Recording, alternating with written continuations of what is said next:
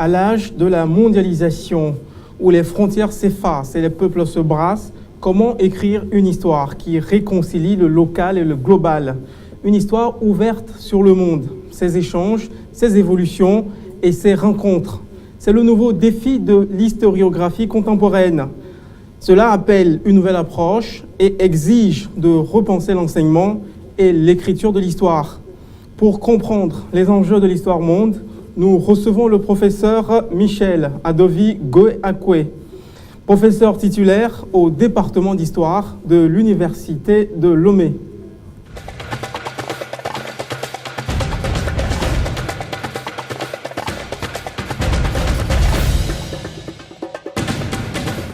Merci à vous, cher professeur, d'avoir accepté notre invitation. Alors, nous allons commencer d'abord par parler de l'histoire et du rôle qu'il pourrait jouer dans l'érection d'un sentiment national. Est-ce qu'aujourd'hui, vous pensez que l'histoire a un rôle à jouer dans l'érection du sentiment national? Oui, effectivement, histoire et nation constituent un couple important. On ne peut pas séparer l'histoire de la nation.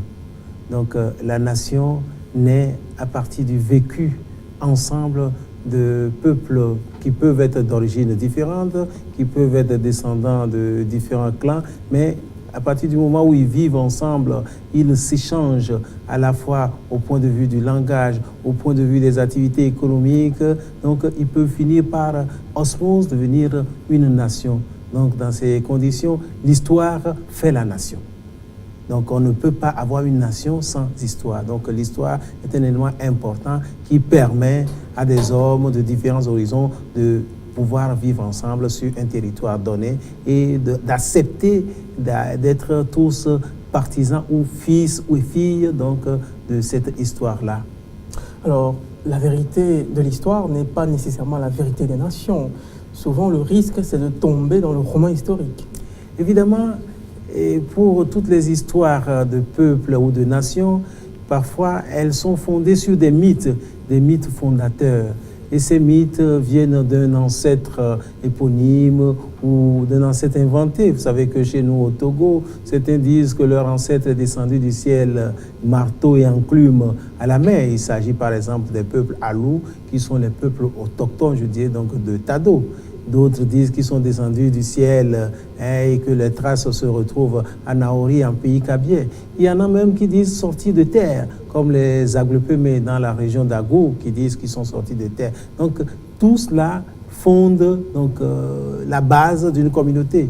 Mais aujourd'hui, les nations que nous connaissons, ce sont des nations qui sont formées par plusieurs agrégats, dont le vécu ensemble a fini par cimenter les particularismes pour donner les nations. Mais il se trouve que la tradition d'un groupe peut être adoptée par tous comme la tradition commune. Alors, je pense qu'il y a une double distinction qu'il faut faire, parce que manipuler le terme de nation, ça exige qu'on sache de quoi l'on parle. Il y a la nation au sens ethnique, qui est celui des Allemands. Pendant longtemps, la nation, c'est le peuple, c'est le sang, c'est l'ethnie, c'est la race, et la nation civique, qui est le modèle de renard que les Français ont adopté. Et je pense que nous, pays africains, qui sommes des entités hétéroclites, qui sont composées pluriethniquement, avec beaucoup de groupes ethniques, nous sommes plus dans le second cas de figure. Non, même les autres cas également, c'est la même chose. La France.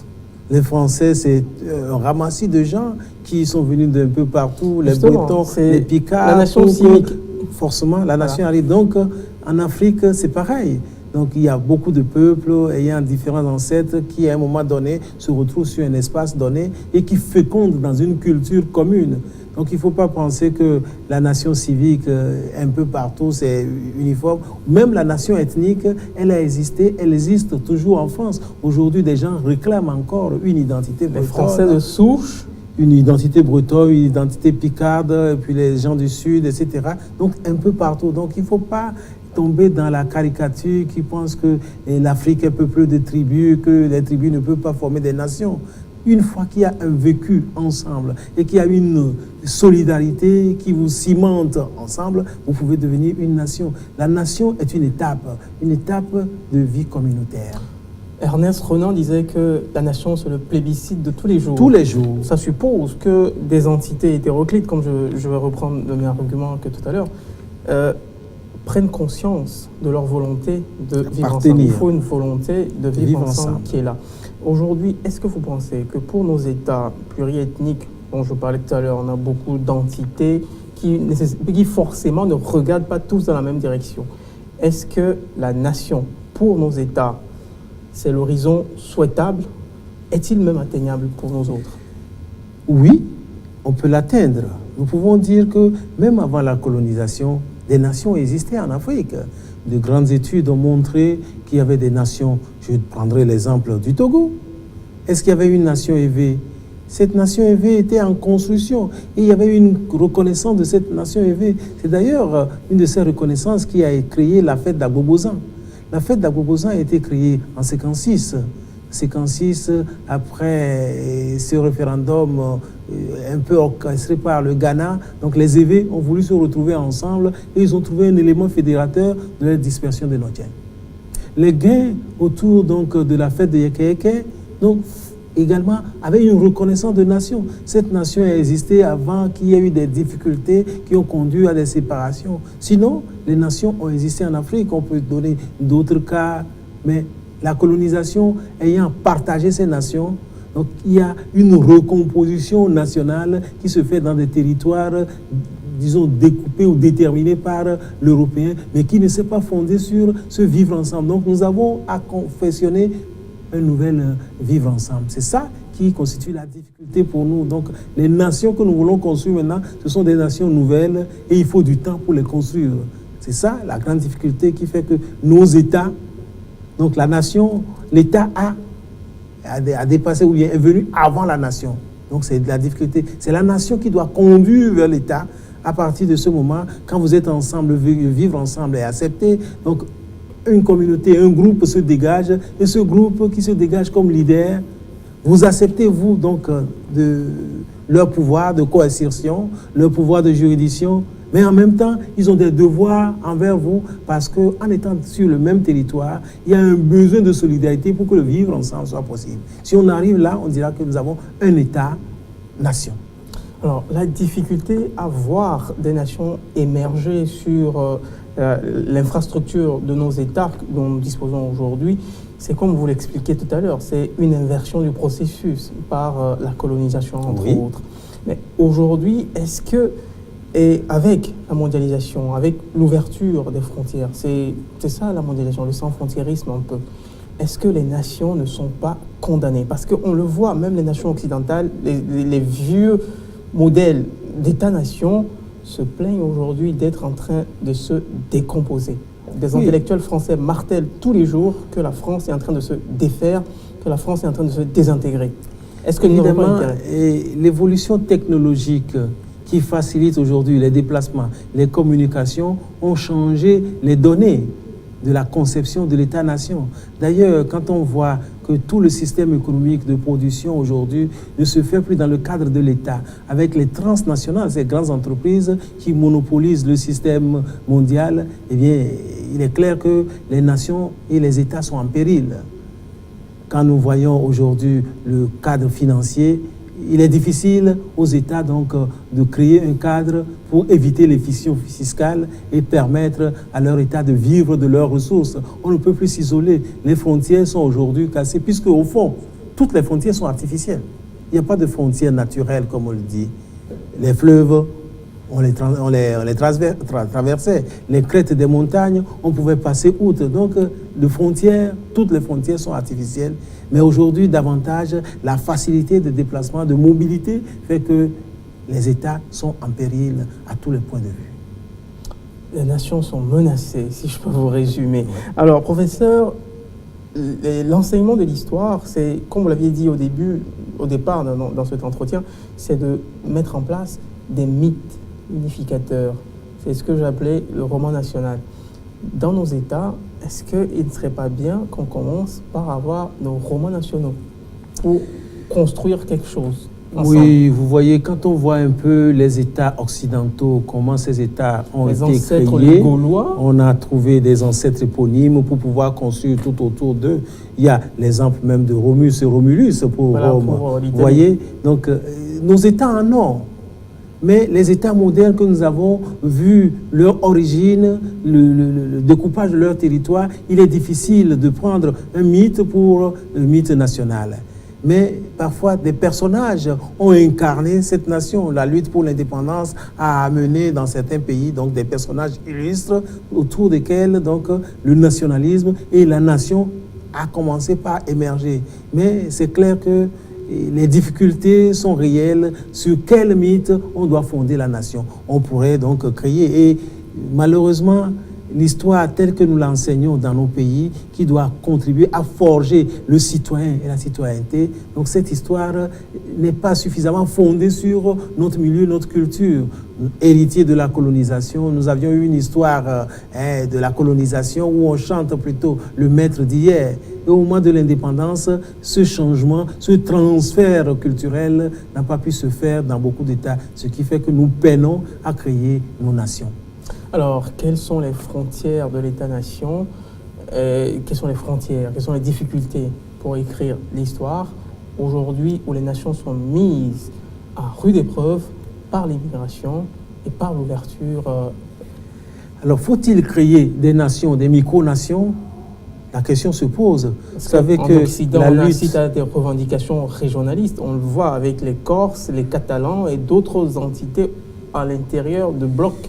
Oui, mais bien sûr, mais ces revendications, je dirais, ce nationalisme chauvin, là, ici aussi, en Casamance, ici et là, ne peuvent pas conduire forcément à des ensembles viables. Parce que nous sommes aujourd'hui dans un processus où la viabilité économique permet aux entités territoriales de continuer à vivre. Si vous n'êtes pas viable au point de vue économique, eh bien, vous ne pouvez pas subsister puisque les autres vont vous manger. Et nous sommes dans ce cadre où les nations sont en lutte permanente pour s'agrandir sur des espaces plus larges. Donc, dans ces conditions, quand nous parlons de mobilité, nous parlons donc de frontières, ça veut dire que les frontières souffrent parce que la technologie permet aujourd'hui de se déplacer. Je crois que l'exemple le plus probant, c'est le cadre financier.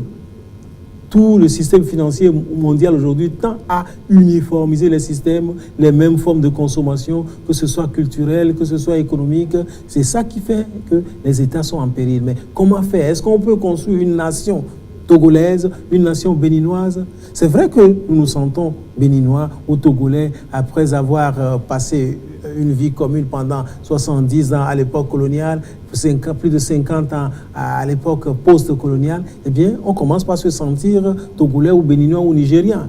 Et d'ailleurs, il y a des éléments identitaires, des référents qui nous permettent de nous identifier comme tels. Mais les frontières sont ouvertes et le mélange est permanent. Les cultures ne se ferment pas. Les cultures s'ouvrent et prennent ce qui va dans leur intérêt. Ce qui fait que de plus en plus, nous allons vers une culture pluriethnique. Et ça, ce n'est pas du nouveau. Parce que les grands empires africains qui ont meublé le Soudan occidental, que ce soit l'empire du Ghana, l'empire du Mali, étaient déjà des États pluriethniques qui ont pu vivre, qui ont pu s'organiser. Et je crois que nous tendons vers cela. Mais il faudrait avoir un mécanisme de formation de la jeunesse. En cela, je déplore par exemple que nous avons des passeports CEDEAO, mais il n'y a aucun système d'enseignement qui permet aux enfants de se sentir citoyens de la CEDEAO. Donc l'histoire doit jouer ce rôle-là de fécondation donc de l'énergie des jeunes pour en faire des citoyens d'une entité large que nous appelons nation pluriethnique, une nation CEDEAO un jour, si on le veut. Donc il est difficile d'avoir la petite nation togolaise parce que nous avons toujours des compétitions internes au niveau donc de l'espace qui est le nôtre. Alors l'émigration, la dynamique des populations, de la mobilité, ça crée ce qu'on appelle les diasporas. L'émigration et les diasporas sont-elles devenues aujourd'hui les frontières de l'enseignement de l'histoire, de l'écriture de l'histoire? Non, ce ne sont pas des frontières en tant que telles. Enseigner l'histoire, ça veut dire permettre aux jeunes générations d'avoir l'intelligibilité de leur présent, l'intelligibilité de leur présent. Alors ça suppose qu'on enseigne aux jeunes enfants qui ont peuplé donc l'espace qu'ils habitent aujourd'hui, comment ils sont arrivés là où ils sont, quelles formes d'organisation ont été mises en place, qui sont les grandes personnalités qui ont pu faire cette histoire et leur ont permis donc d'arriver aujourd'hui. Donc on enseigne l'histoire pour rendre intelligible le présent. Et ça, il y a un devoir de l'État. Et s'il y a pluri-État, par exemple l'UEMOA, la CEDEAO, donc il y a un devoir de confectionner des programmes pour pouvoir tendre vers cette vision d'un espace intégré où les jeunes enfants, quelle que soit leur origine ethnique et autres, comprennent qu'il y a des référents communs qui leur permettent de vivre ensemble. Et là, on atteint donc le niveau de la nation. Donc, si je peux vous résumer, le défi aujourd'hui serait de connecter le local, c'est-à-dire le nous, le petit nous togolais, béninois, malien, burkinabé, avec un global qui serait la CEDEAO ou la CEDEAO. l'Afrique. Oui, ou l'Afrique, bien sûr. Mais est-ce que cela est faisable? Ah ben, cela est faisable, c'est une vision. Alors, quels sont les moyens à mobiliser C'est pour une faire vision. ça? Alors, je parlais tout à l'heure donc de l'importance de l'histoire dans la construction de la nation. C'est un couple inséparable. Si nous estimons qu'il faut faire une nation CEDEAO, d'ailleurs, les éléments, les conventions sur la CEDEAO permettent la libre circulation des personnes et des biens, et puis le droit d'établissement. Un Nigérien peut s'établir au Togo. Les textes reconnaissent ça.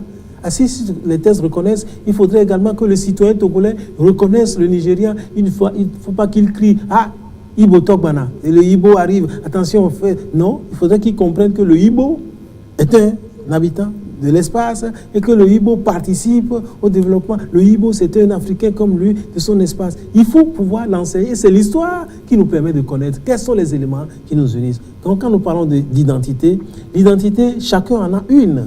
Mais l'identité se construit au fur et à mesure et dans cette construction, nous avons des référents qui nous caractérisent.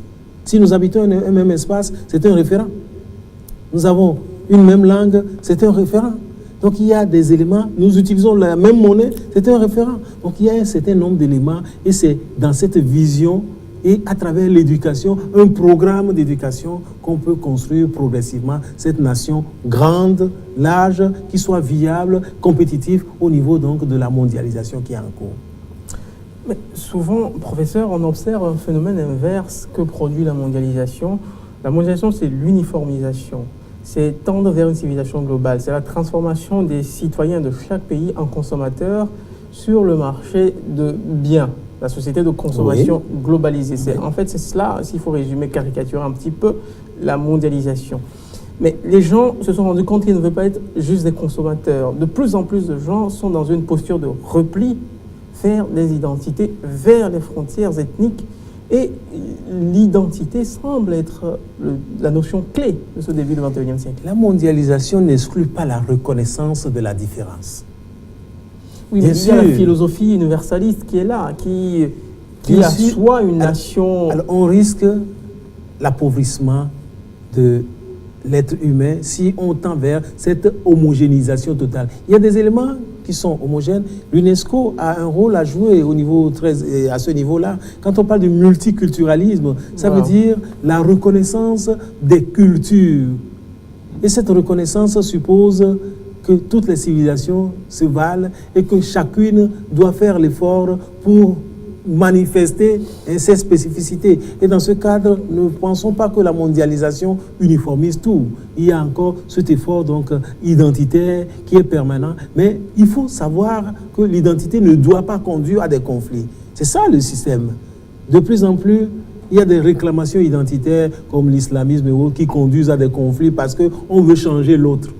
On n'a pas dans ce processus à vouloir changer l'autre, mais on a à reconnaître l'autre, à permettre à l'autre de vivre et se vivre ensemble dans la diversité est un élément important pour que la cité soit en situation de paix et qu'on puisse accepter que dans un pays, on peut penser autre chose. Et nous allons jusqu'au système politique.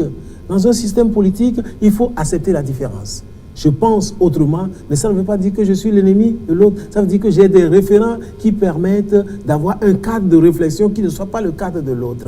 Et vice-versa, ça permet donc de vivre ensemble. Donc, dans un État, on peut avoir plusieurs nations. Au Togo, on peut avoir plusieurs nations, mais toutes ces nations tendent à devenir une nation togolaise. Et au-delà de la nation togolaise, une nation CEDEAO. Le grand penseur américain Samuel Huntington, l'auteur du choc des civilisations, pensait, à la suite aussi de Francis Fukuyama, qui lui prédisait la fin de l'histoire. C'est-à-dire que avec la destruction du bloc soviétique à la sortie des années 90, pour lui, la fin de la conflictualité entre le bloc communiste et le bloc capitaliste aboutissait nécessairement au triomphe de la démocratie libérale, de la mondialisation, du libéralisme partout. Et la société s'ouvrirait et c'était la fin de l'histoire. Malheureusement, on n'est pas encore à la fin de l'histoire. A prédit le choc des cultures. Aujourd'hui, on se rend compte, avec violence, on voit le phénomène djihadiste qui est là, les islamistes qui montent en puissance en Occident et même en Afrique, dans le Moyen-Orient, un peu partout. C'est en train de contaminer le monde entier comme des métastases. La question identitaire est nichée au cœur du XXIe siècle, comme l'annonçait André Malraux. Et on se rend compte que nous vivons le choc permanent des cultures, le choc des identités. Est-ce que nous n'avons pas à gagner à dissoudre plutôt les identités dans une identité globale plutôt que de cultiver les particularismes? C'est ce qui amène à des guerres, à l'intolérance. Il n'est pas nécessaire de casser les élans identitaires. Au contraire, il faut les reconnaître. Et cela, je crois que c'est important, la question de la reconnaissance. La reconnaissance fait que l'autre est différent de moi. Mais s'il est différent de moi, ça ne veut pas dire que c'est l'homme à abattre.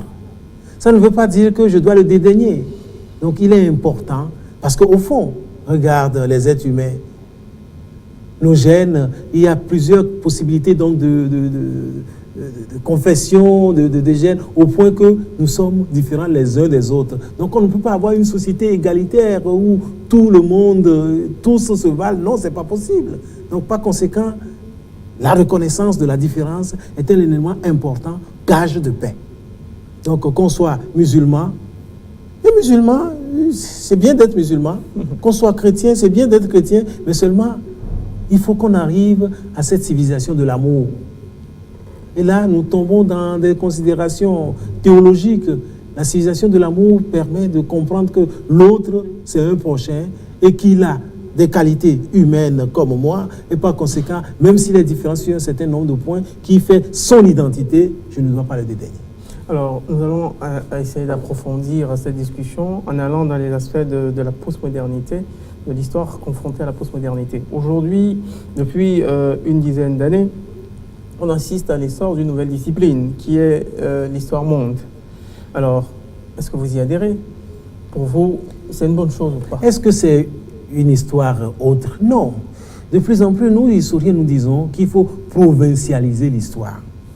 C'est-à-dire que pendant longtemps, on a considéré... L'histoire monde, ce n'est pas l'uniformisation, non. Mais... Non, il faut provincialiser l'histoire. Ça veut dire que l'histoire humaine, nous tous, nous appartenons à cette histoire humaine. Mais nous sommes tous, selon nos continents, nos pays, des provinces de l'histoire monde. Dans ces conditions, il faut faire l'histoire en essayant donc de comprendre les échelles. Faire l'histoire, c'est avoir la possibilité de voir le local et le global, voir comment le local et le global s'enchaînent et s'enchevêtrent, parce qu'il n'est plus possible d'être dans un monde isolé aujourd'hui. Ce qui se passe aux États-Unis aujourd'hui, à la minute, on peut le savoir. Ce qui se passe au Togo, on peut le savoir, en Indochine, on peut communiquer. Donc, il y a cette possibilité-là. Donc, le local ne peut pas s'étudier sans le global. Il faut étudier le local en voyant les interférences possibles que le global peut avoir sur le local. Ce qui veut dire que chaque espace est une province du monde. À partir du moment où on provincialise l'histoire, il n'y aura pas de supérieur, il n'y aura pas d'inférieur. Tous, nous avons un rôle à jouer dans la communauté des humains. Et ça, c'est l'élément important. Alors, le fait que l'histoire monde émerge à l'ère de la mondialisation, pour vous, c'est une coïncidence ou c'est de l'ordre de la logique? Non, c'est tout à fait logique. Qu'est-ce qui nous a amené à cela? C'est l'évolution technologique, essentiellement, qui nous a amené à ce monde planétaire où tous sont en contact parce qu'on peut communiquer facilement, on peut se déplacer facilement. Donc nous sommes dans ce monde communautaire. C'est ça qui amène l'histoire globale. Au fond, l'histoire globale n'exclut pas l'histoire des locales. Mais quand on étudie l'histoire locale, ça veut dire que nous sommes à une échelle. Mais cette échelle, considérer seulement l'histoire à cette échelle-là, c'est une erreur. Parce que ce qui se passe localement subit l'influence de ce qui se passe ailleurs. Dans ces conditions, faire l'histoire locale nous amène à intégrer cette histoire locale dans une histoire globale. Donc l'histoire pour tous. Mais attention, les visions que l'on a, vous voyez, le problème de la didactique même de l'histoire, c'est-à-dire le contenu qu'on enseigne à l'histoire, pose problème dans certains États où les États manipulent l'histoire au profit donc d'un citoyen qu'ils veulent former, un citoyen soumis à un système politique et autres. Mais si on veut former des citoyens qui arrivent à maintenir la paix dans le monde, il faut les former dans cette histoire globale qui montre les interférences possibles entre le local et le global. Alors, quel avantage un bloc comme l'Afrique, ou même la Chine, ou d'autres civilisations, d'autres régions du globe, ont attiré de cette provincialisation de l'histoire? Évidemment, quand nous disons provincialiser l'histoire, d'ailleurs, au niveau de l'UNESCO, le groupe qui a écrit l'histoire générale de l'Afrique en 8 volumes, il y a un 9e volume qui est en train d'être fait sur l'histoire contemporaine, qui tient compte des diasporas, etc., demande que l'histoire devienne une discipline importante à enseigner dans tous les parcours mis en place, parce que l'intérêt, c'est que l'Africain qui est sur l'espace africain, quand il connaît son histoire et connaît les liens de cette histoire avec l'étranger, il sait se positionner pour faire de son continent un continent émergent, un continent développé qui participe à la culture mondiale. Donc, enseigner l'histoire en Afrique, c'est enseigner aux jeunes enfants quelle est la part de l'Afrique dans cette évolution mondiale qui est en cours. Quelle est-elle? Quelle a été la part de l'Afrique? Eh bien, une part importante. Même si nous avons été à un moment donné dominés par l'Europe, l'Afrique a joué une part importante. Que ce soit dans l'accumulation primitive du capital qui a permis la révolution industrielle, que ce soit dans la main-d'œuvre que nous avions donnée en Amérique pour permettre l'accumulation du capital, eh bien nous avons participé donc, à cette évolution mondiale. On ne peut pas écarter. Donc c'est une histoire partagée. Vous voyez, en Europe, par exemple, quand on fait aujourd'hui l'histoire, l'Europe a commis cette erreur de faire l'impasse sur la colonisation. La colonisation est une histoire partagée. Elle lui revient en boomerang par le biais des immigrés aujourd'hui. Évidemment, ils sont rattrapés. Ils sont rattrapés et c'est là où je crois qu'aujourd'hui, quand on parle de déchéance, des binationaux, etc., je crois qu'il y a une erreur. Il y a une mauvaise gestion du post-colonial. Il y a une erreur profonde. La négation profonde de cette période-là. Ces jeunes-là, djihadistes, qui sont donc binationales ou binationaux, comme vous voulez, eh bien, ces jeunes, mais s'ils ont du sang africain, ils ont également du sang français. Donc il y a eu cette interférence dont je parle permanemment, qui a fait d'eux des hybrides. Est-ce qu'ils sont reconnus comme de notre culture africaine? Je crois que non. Ils sont nés là, ils sont cette culture-là. C'est le refus de reconnaissance qui fait que ces jeunes deviennent djihadistes. Donc il est important de reconnaître ces jeunes, leur position, et de leur offrir l'éducation qu'il faut, de leur faire une place dans le système monde qui est en train donc de se mettre en place pour ne pas en faire des marginaux. D'ailleurs, sur ce plan, j'entreprends prochainement donc un cycle de conférences sur la marginalisation et son rôle dans les crises. Parce que nos systèmes économiques contribuent à marginaliser une bonne partie de la population. Et quand on est marginalisé, on a autre chose qu'à provoquer la crise pour se faire sa place au soleil. Justement, je pense qu'il y a beaucoup d'écrits qui vont dans le sens. Je pense aux écrits de Arjun Appadurai. C'est un anthropologue indien qui a écrit La géographie de la colère, ou aussi les écrits récents du philosophe français Alain Badiou, qui parle de la frustration qui serait la cause, qui expliquerait le passage à l'acte de ces jeunes djihadistes. Mais poursuivons avec notre histoire monde. Il y a une dimension politique cachée dans ces revendications provincialistes de l'histoire. C'est peut-être aussi se décoloniser de l'européocentrisme, de la vision européocentrée du monde, de ce grand récit que les Européens nous ont vendu pendant des siècles sur le continent. Vous avez tout à fait trouvé que l'histoire également a besoin d'être décolonisée. Donc, en parlant donc de provincialisation, ça veut dire qu'on décolonise l'histoire elle-même. L'Europe ne peut plus être considérée comme le centre du monde. Il y a un monde maintenant multipolaire avec plusieurs pôles. Et chaque pôle doit reconnaître l'existence de l'autre pôle. Et c'est là où cette reconnaissance permet réellement que tout le monde arrive à avoir sa part donc, de l'évolution technologique. Mais malheureusement, nous sommes encore dans cette situation d'une histoire dominant-dominé.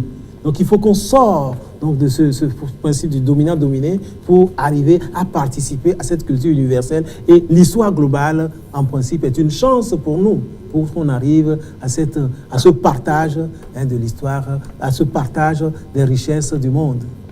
Alors, quelles sont les révélations qu'on pourrait tirer de ce renversement de perspective? On se rend compte que, voilà, pendant longtemps, on nous a dit l'Amérique a été découverte, le Nouveau Monde a été découvert par le navigateur Christophe Colomb. Est-ce que tout cela va changer? Qu'est-ce que l'histoire globale va chambouler dans notre vision, dans notre compréhension du monde? Sur ce plan, par exemple, longtemps, en parlant d'histoire de l'Amérique, on parle de l'histoire des colonies européennes d'Amérique. Mais on a compris aujourd'hui, en revalorisant l'histoire des provinces américaines, que la civilisation inca, les civilisations précolombiennes ont également leur part dans l'émergence de ces civilisations américaines. Et il y a lieu de les revaloriser. De même, on ne peut pas considérer l'Afrique comme une entité qui a été soumise à la traite négrière, qui a été colonisée. À travers l'Afrique, il y a des identités, il y a des réflexions qui se mènent, il y a des efforts technologiques qui se mènent. Il faut pouvoir capitaliser tout cela dans l'histoire monde. Mais malheureusement, nous avons hérité de ce système éducatif qui a négligé pendant longtemps quel a été notre apport, quels sont les éléments identitaires qui nous caractérisent. Donc aujourd'hui, dans la reconnaissance de cette histoire monde, c'est reconnaître l'identité des uns et des autres, reconnaître les référents qui ont fait les uns et les autres et voir comment ces référents participent à cette culture universelle, à cette culture humaine. Alors, l'histoire monde, si je peux encore me résumer, c'est la diversification des regards qui sont portés... Vous avez trouvé le mot, la diversification des regards portés sur le monde où qu'on est. Parce qu'il est important, en faisant l'histoire, de parler des contextes. L'histoire doit être contextualisée. Dans quel contexte on se trouve? Et c'est à partir de ce contexte qu'on peut mieux expliquer, mieux comprendre, rendre intelligible le passé pour que les gens du présent se positionnent avant d'aller de l'avant. Parce qu'on dit l'histoire n'a pas de leçons à donner, mais elle conserve des éléments qui rendent intelligible le présent et fondent les actions futures. Alors, ne serait-ce que parce que l'histoire monde est celle qui a pour ambition de décoloniser l'histoire. Tout à l'heure, vous m'accordiez ce thème. C'est l'histoire la plus à même de nous permettre de comprendre la réalité contemporaine et de pouvoir nous projeter dans l'avenir. Tout à fait. Aujourd'hui, cette décolonisation de l'histoire permet de mieux comprendre la position et de ne plus sous-estimer certaines cultures. Nous sommes à l'ère donc du multiculturalisme. Et qui parle de multiculturalisme dit que toutes les civilisations, quelles qu'elles soient, se valent et que chacune apporte un élément donc à la civilisation universelle. Elle est sa position. Donc il n'y a plus, quand nous parlons de décoloniser l'histoire, ça veut dire de ne plus considérer l'histoire d'un continent ou de certains hommes comme une histoire supérieure. À un moment donné, l'Europe avait besoin de sortir grâce aux technologies donc de son carcan pour aller vers d'autres continents. L'Europe avait besoin de main-d'œuvre. On a cherché pour aller donc développer l'Amérique. Donc c'était en ce moment-là. Aujourd'hui, quelle est la situation que nous vivons? Et là, c'est parce que parfois nos dirigeants ne comprennent pas cette histoire. Ils ne sont pas suffisamment formés, abreuvés à cette histoire que leur action dessert notre continent.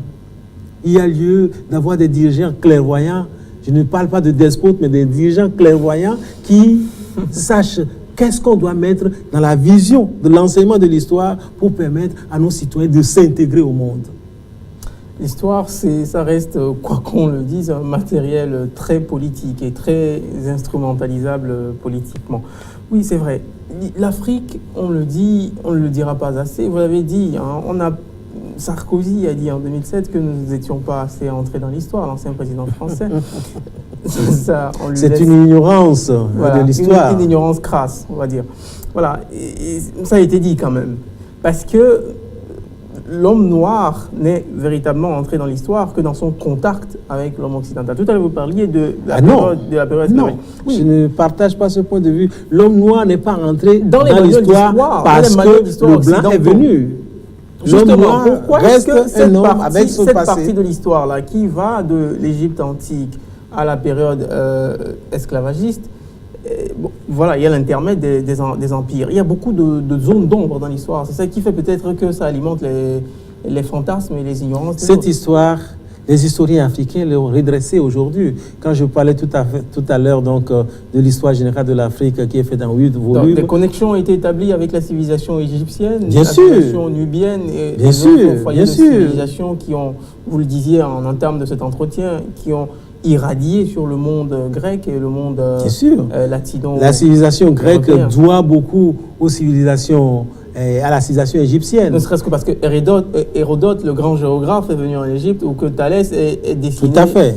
Par exemple, il y a un élément également important aujourd'hui dans ce conflit Est-Ouest de l'orientalisme, donc le mythe qui a construit l'Occident. L'Occident existe et l'Occident a voulu créer l'antidote de l'Orient. Et dans l'Orient, on y met beaucoup de choses. L'islam est devenu Orient face à l'Occident. Or, on oublie tout l'apport de l'islam dans la civilisation occidentale contemporaine, puisque dans l'expansion de l'islam à partir du 8e siècle, qui a conduit donc à l'occupation d'un grand espace qui va jusqu'à l'Europe du Sud, la civilisation andalouse et autres, il y a un apport important de la civilisation. D'ailleurs, des civilisations africaines, égyptiennes, romaines sont entrées dans la civilisation occidentale à travers l'islam. Donc il y a cette reconnaissance de la place des autres. Il se trouve que le conflit aujourd'hui, c'est parce qu'il y a une déconsidération des autres civilisations par l'Occident, par le biais du fait qu'à partir du XVIe siècle, l'Europe, par la maîtrise de la technologie, devient la puissance du monde. Je crois qu'aujourd'hui, il y a lieu de reconnaître que toutes les civilisations, tous les espaces ont une histoire et que cette histoire ne dépend pas de l'histoire occidentale. Voilà, la poudre a été inventée par la Chine. L'Europe La boussole était connue des Chinois avant que les Européens puissent le reconnaître. A pu accéder, sortir du Moyen-Âge pour accéder à la Renaissance grâce au savoir et au travail réalisé par les penseurs arabes, que sont Averroès, Avicenne, Ibn Khaldoun et autres qui ont participé à ce foyer de civilisation hyper important. Mais aujourd'hui, c'est effectivement très important de rappeler tout cela, que l'apport de tous a été déterminant pour construire cette civilisation globale. Là, au début, j'avançais ce mot de civilisation globale, parce qu'aujourd'hui, les frontières ont été abolies. Les frontières vers l'accession au savoir et à la connaissance ont été abolies. Voilà. Est-ce qu'elles sont abolies pour autant? Grâce à Internet, tout est accessible. Elles ne sont pas abolies, mais il y a une nouvelle lecture des frontières. Parce qu'il y a encore des frontières qui naissent, qui sont créées. Oui. Quand on dit les autres sont islamistes ou ceci, c'est des nouvelles frontières qui sont... Parce que la frontière... La frontière identitaire peut-être. La frontière identitaire, elle est là, elle est permanente. Ça, c'est un nouveau dans la programme de recherche. Déconsidération de l'autre. Quand on déconsidère l'autre, ça veut dire qu'on crée une frontière entre moi et l'autre.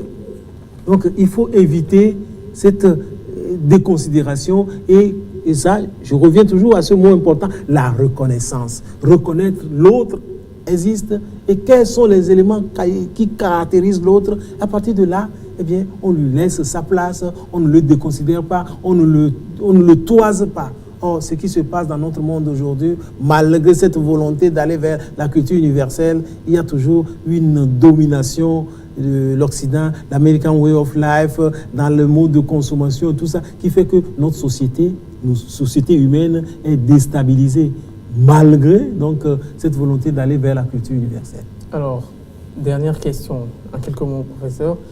Est-ce que le Togo a son mot à dire dans cette histoire monde? Eh bien, le Togo est une entité. du monde. Le Togo est un espace qui appartient au monde. Le Togo a son mot à dire. Et ce mot, il doit pouvoir le dire dans sa région d'abord et que sa région participe à cette culture mondiale. Mais s'arrêter au petit Togo, je crois que ce serait une erreur qui sera fatale pour nous si on n'arrive pas à nous arrimer à un groupe plus important, à intimer, à donner donc ce souffle aux jeunes enfants à travers l'éducation et notamment l'enseignement de l'histoire. Alors, pour clore cet entretien et clore votre propos, je vais vous rappeler cette phrase de Alfred de Sauvy qui disait « L'ère des histoires nationales close et révolue grâce à la mondialisation ». Oui, je pense que ça résume un petit peu cet entretien. C'est vrai, cette ère est révolue, mais ça ne veut pas dire que l'histoire nationale n'existe pas. Elle sera faite, mais il faut savoir les échelles à laquelle on fait cette histoire et savoir faire des comparaisons. L'histoire est aussi comparaison. L'histoire est contextualisation. L'histoire est comparaison. L'histoire est échelle. Alors, c'est sur ces échelles que nous tendons vers d'autres sujets, d'autres horizons de cette compréhension de ces grands enjeux de l'histoire monde que cet entretien prend fin. Merci, cher professeur Michel Adovi-Goeakwe, grand historien. Hein. Vous êtes un grand témoin de ce pays. Vous apportez beaucoup à la compréhension de l'histoire et ça nous inspire dans la compréhension de la contemporanéité de nos vies. Je vous rappelle qu'il est professeur titulaire au département d'histoire de l'Université du Togo. Merci à vous qui avez suivi ce numéro de Crise et Identité. À très bientôt pour un nouveau numéro.